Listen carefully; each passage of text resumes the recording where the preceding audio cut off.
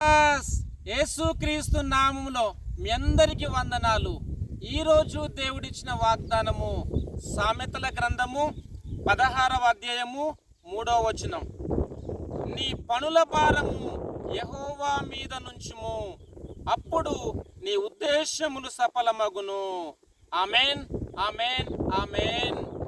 క్రీస్తునందు ప్రేమైన సహోదరి సహోదరులకు ఈరోజు దేవుడిచ్చిన అద్భుతమైన మాటలు బట్టి మనము దేవుని స్తుతించాలి. ఇక్కడ దేవుని యొక్క వాక్య భాగంలో చూసినట్లయితే నీ పనుల భారము యెహోవా మీద నుంచుము, అప్పుడు నీ ఉద్దేశములు సఫలమగునని దేవుని యొక్క వాక్య భాగం రాయబడినది.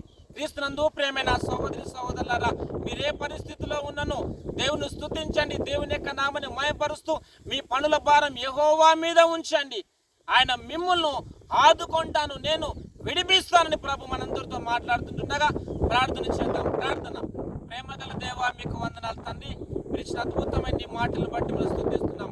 నీ పనుల భారం యెహోవా మీద నుంచుము, అప్పుడు నీ ఉద్దేశములు సఫలమగునని అవుతాను. మీకు వందనాలు. ఈ ప్రోగ్రాం చూస్తున్నటువంటి ప్రతి ఒక్కరి పనుల భారము దేవా నీ మీద ఉంచి ముందుకు సాగుతుండగా తండ్రి దేవా, వీరి ఉద్దేశాలు మీరు సఫలపరచుమని, గొప్ప కార్యం జరిగించమని స్తుతిస్తూ యేసుక్రీస్తు నామమున ప్రార్థిస్తున్నాను తండ్రి.